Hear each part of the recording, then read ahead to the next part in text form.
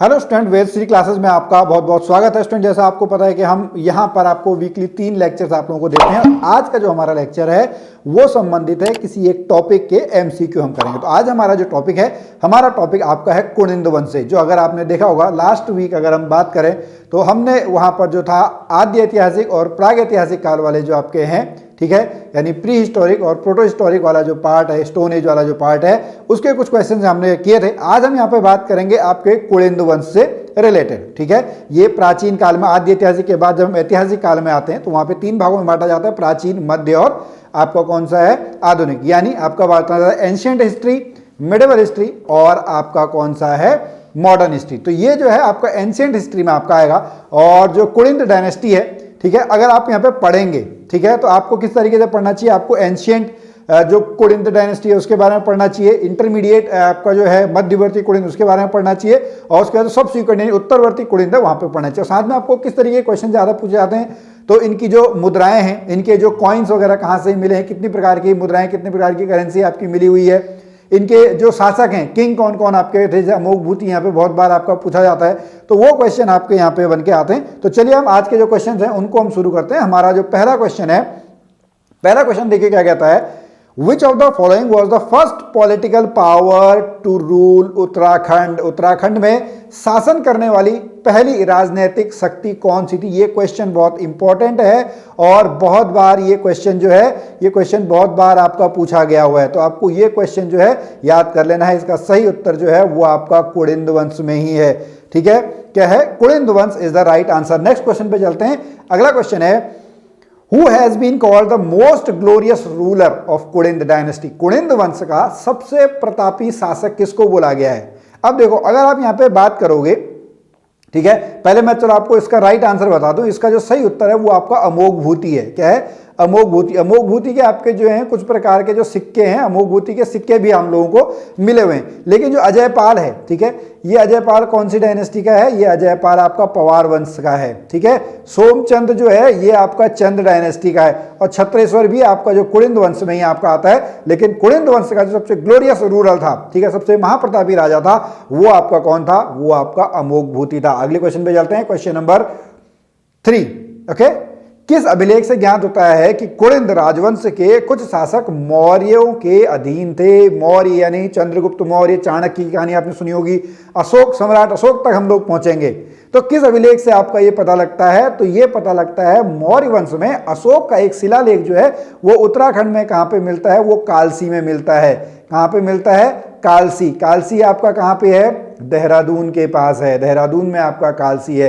इसका पुराना नाम आपका क्या है? कालकूट है। ये याद करेंगे आप, बहुत इंपॉर्टेंट है। अभी यहाँ पे जो इसके अभिलेख की हम बात करेंगे, शिलालेख की अगर हम बात करें, ठीक है, अभिलेख, शिलालेख, ताम्रलेख में चलो आपको बता दूं। शिलालेख मतलब पत्थर पे, जब स्टोन पे आपका किसी उसने लिखा हुआ है, स्टोन पे हमको मिलता है।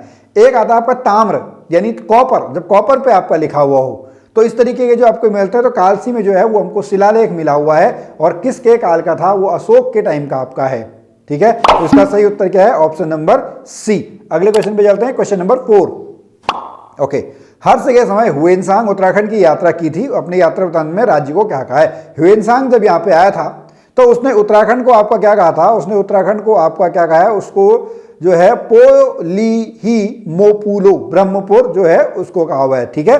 अगले क्वेश्चन पे चलते हैं, क्वेश्चन नंबर 5। कालसी शिलालेख, ये हमने भी बात करी ली, ठीक है। कालसी जो शिलालेख है ये आपका किससे संबंधित है? तो जो कालसी का आपका शिलालेख है ये सम्राट अशोक से संबंधित है।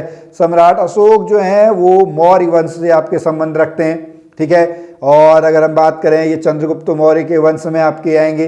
अशोक ने कलिंग की लड़ाई आपकी लड़ी थी, ठीक है। कलिंग की लड़ाई के बाद इनका मन परिवर्तन हो गया, फिर इन्हें बौद्ध धर्म स्वीकार किया है। पॉइंट याद करेंगे, बहुत बार क्वेश्चन पूछा जाता है, ठीक है। तो उसने अलग अलग जगह जो है कहा जाता है, जो उसने अपने बौद्ध जो मित्र हैं वो उन अपने अशोक ने भेजे, ठीक है। और उसका एक जो शिलालेख है वो यहाँ पे मिलता है। मतलब हो सकता है कि उस समय जो पूरा राज्य हो वो किसके अंडर में हो? वो आपका अशोक के अंडर में हो। अगले क्वेश्चन पे चलते हैं, क्वेश्चन नंबर 6। कालसी स्थित अशोककालीन शिलालेख की भाषा क्या है? ओके, कालसी स्थित जो अशोक शिलालेख है, ठीक है, यानी उसकी भाषा क्या है? उसकी भाषा आपकी प्राकृत है। कौन सी भाषा है? उसकी भाषा आपकी प्राकृत है। ठीक है, ये तो हो गया आपका ऐसे। अब लेकिन यहाँ पे अगर हम बात करें उत्तराखंड में, तो उत्तराखंड में जो है आपको संस्कृत में बहुत सारे आपको जो वेद वगैरह हैं वो यहाँ पे मिल जाएंगे। और इस समय उत्तराखंड की जो दूसरी राजभाषा है, उत्तराखंड की दूसरी राजभाषा आपकी कौन सी है, वो आपकी यही संस्कृत है। ठीक है जी, अगले क्वेश्चन पे चलते हैं, क्वेश्चन नंबर 7। अच्छा, उससे पहले मैं आपको बता दूं, कुमाऊनी और गढ़वाली को संविधान की जो भाषाओं वाला तो है वहां पे स्थान अभी नहीं मिला है, तो हम लोगों को इसके लिए काम करना चाहिए और हमको जो कुमाऊनी और गढ़वाली है इसको संविधान में जो है वो उस भाषा में आपको लाना चाहिए, आप लोगों को पता होगा। ओके, क्वेश्चन नंबर 7, ये भी बहुत सिंपल सा क्वेश्चन है, बहुत बार हम बात कर चुके हैं। कुलेंदु वंश किसके समकालीन थे? तो जो कुलेंदु वंश है वो मौर्यों के समकालीन थे। किसके थे? मौर्यों के समकालीन। कहां से पता लगता है? हमको अशोक के शिलालेख से पता लगता है। अगला क्वेश्चन, कुलिंद वंश में सर्वाधिक मुद्रा या सिक्के जो करेंसी और कॉइन्स हैं वो सबसे ज्यादा किसके हैं? जो भैया तो सबसे महाप्रतापी राजा होगा उसी के सबसे ज्यादा सिक्के आएंगे, उसी से हमको पता लगेगा। तो वो आपका कौन सा है? वो है आपका अमोघभूति। कौन सा है? अमोघभूति। जो आपका ये कनकपाल है, कनकपाल आपका कौन सा है? कनकपाल जो है वो पवार वंश का संस्थापक है। ठीक है, विषदेव आपका कुलिंद वंश का ही सबसे पुराना राजा, सबसे पहला जो राजा है वो विषदेव ही आपका बताया जाता है कुलिंद वंश का। ठीक है, इस क्वेश्चन को भी हम आगे भी देखेंगे। क्वेश्चन नंबर 9, निम्न में से किस प्रकार के सिक्के रजत तांबे की धातु के थे? अच्छा, यहां पे आपको देखो 3 ऑप्शन दिख रहे हैं, यही 3 आपके जो हैं 3 प्रकार के सिक्के यहाँ पे मिले थे, अल्मोड़ा प्रकार के, अमोघभूति प्रकार के और छत्रेश्वर प्रकार के। ठीक है, छत्रेश्वर इनके जो, या छत्रेश्वर या चित्रेश्वर बोला जाता है, इनके आपके देवता थे। ओके, तो जो सिक्के जो सबसे ज्यादा अगर हम बात करें रजत यानी सिल्वर के, तांबा यानी कॉपर के, तो सिल्वर और जो कॉपर के हैं ये आपको कहां से मिले? ये आपको मिलते हैं अल्मोड़ा प्रकार के जो सिक्के हैं। कौन से हैं? अल्मोड़ा प्रकार के जो आपके सिक्के हैं वो सिल्वर के और कॉपर के आपके बने हुए। अगला क्वेश्चन, क्वेश्चन नंबर 10, अमोघभूति की मृत्यु के पश्चात कुमाऊं पर किसका अधिकार हो गया? हमने पढ़ा कि अमोघभूति जो है वो सबसे महाप्रतापी राजा था, उसके बाद यहां पर किसका शासन हो गया? उसके बाद यहां पर जो है वो शकों का शासन हो गया। किसका शासन हो गया? शकों का शासन हो गया। ओके, अगले क्वेश्चन पे चलते हैं, क्वेश्चन नंबर 11। क्वेश्चन नंबर 11 हमारा क्या कहता है? ओके, जब शकों का अधिकार हो गया, शक संबल आ गया, तो इसका पता हमको कहां से लगता है? इसके सोर्स क्या है? तो जो आपका ये कोसी कटारमल का सूर्य मंदिर है ना, वहां से हमको पता लगता है कि यहां पर शकों का शासन भी आपका रहा होगा, क्योंकि शकों का जो आपका मुख्य पूजा जिसकी करते थे वो सूर्य की पूजा करते थे। एक ऐसे ही आपको जो सूर्य मंदिर है वो कहां पे मिलेगा? उड़ीसा में आपको देखने को मिलेगा, कटक में, कोणार्क। ठीक है, कोणार्क का जो सूर्य मंदिर है वो वर्ल्ड फेमस आपका है। उत्तराखंड का भी जो है आपका जो कोसी कटारमल है ये भी आपका वर्ल्ड फेमस है, इसको आप याद करेंगे। ओके, बहुत जगह और भी आपके सूर्य मंदिर देखने को मिलते हैं। फिर वही छत्रेश्वर प्रकार की जो मुद्राएं हैं वो किसकी शैली में आपको देखने को मिलते हैं? किसका इन्फ्लुएंस वहां पे मिलता है? अगर हम यहाँ पे बात करें मौर्यों का, बिल्कुल नहीं, यूनानी नहीं, कुषाण। कौन सी शैली का?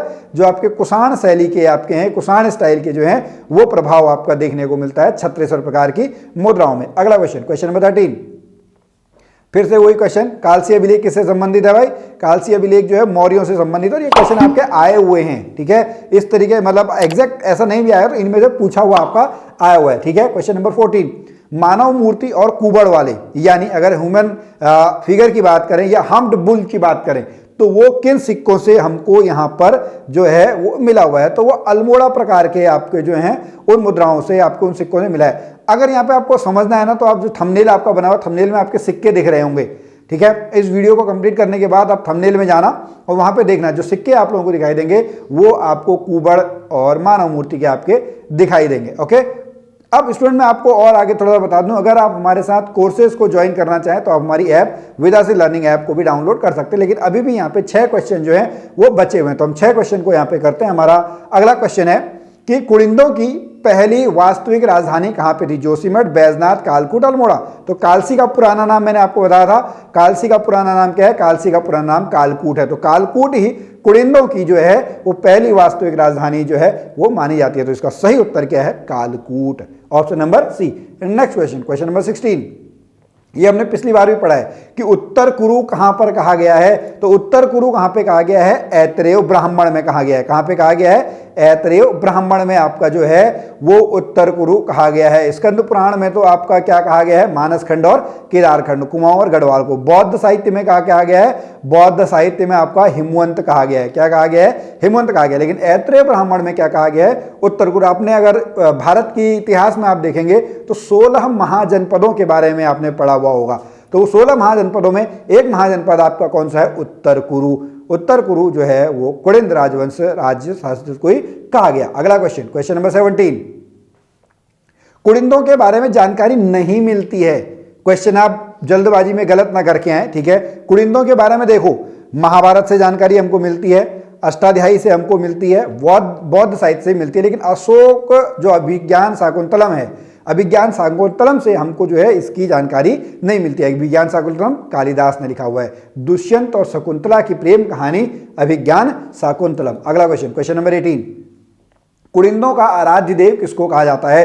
तो कुड़िंदों का जो आराध्य देव है वो भगवान शिव को कहा जाता है। किसको कहा जाता है? भगवान शिव को कहा जाता है। अगला क्वेश्चन, क्वेश्चन नंबर 19, कुड़िंद वंश के अब तक कितने अभिलेख मिले हैं? ओके, तो कुड़िंद वंश की अगर हम बात करें, अभी तक हमको ना इसके जो 5 अभिलेख हैं, ठीक है, 5 में से 4 जो हैं वो आपको एमपी में मिले हैं, मध्य प्रदेश में आपके मिले हैं। भरौत एक ऐसा आप लिख लेंगे, एमपी में जो है वो भरौत है, वहाँ पे आपके जो हैं 5 आपके 4 शिलालेख वहाँ पे मिले हैं, और एक जो है वो कहाँ पे मिला है? एक आपका मिला है मथुरा में। टोटल कुल मिला के आपके कितने मिले हैं? टोटल कुल मिला के आपके 5 जो अभिलेख हैं वो कुड़िंद वंश के मिले हैं, ठीक है। अब लास्ट क्वेश्चन है, विदेशी लेखक जिसने कुड़िंद राजवंश की जानकारी दी है। कुड़िंद वंश की जानकारी हमको किसने दी है? कुड़िंद वंश की जानकारी हमको टॉलमी ने दी है। ऑप्शन नंबर ए, किसने दी है? टॉलमी ने हमको कुड़िंद वंश की जानकारी यहाँ पे दी हुई है। तो स्टूडेंट, आज के हमारे जो क्वेश्चंस हैं वो अब यहीं पे कंप्लीट होते हैं। तो कुड़िंद राजवंश के बारे में आप पढ़ें, क्वेश्चन आपको यहाँ से देखने को मिलते रहेंगे। और जैसा कि मैंने पहले ही आपको बताया कि उत्तराखंड का जो इतिहास है उसको प्राग ऐतिहासिक काल, प्री हिस्टोरिक, आद्य ऐतिहासिक काल, प्रोटो हिस्टोरिक, ऐतिहासिक काल, हिस्टोरिक, यहां पर आपको उसको डिवाइडेड किया गया है। फिर ऐतिहासिक हिस्टोरिक को फिर से 3 भागों में बांटा गया है, एंशिएंट, मिडिवल और आपका जो है मॉडर्न हिस्ट्री। हम 1 बाय 1 करके जो है इसी तरीके से टॉपिक वाइज यहाँ पे पढ़ते रहेंगे, एमसीक्यू हम करते रहेंगे। और जैसा कि मैंने आपको पहले बताया कि यहाँ पर इस चैनल पे आपको जो है 3 वीडियोस आपको वीकली बेस पे मिलती रहेंगी, ट्यूसडे को, थर्सडे को और सैटरडे को। ओके, बाकी आप अदर चैनल जो हमारे गुरुजी उत्तराखंडी चैनल है, वेसी टेट क्लासेज, आप वहाँ पर भी जाके हमारे और जो आपके वीडियोस हैं जो आपके लिए फ्री क्लासेज जो चलाई जा रही हैं वो आप यहाँ पे देख सकते हैं। तो चलिए स्टूडेंट, आज के इस वीडियो में अभी इतना ही। मैं मिलता हूँ फिर आपसे अगली वीडियो में, तब तक के लिए जय भारत, जय उत्तराखंड।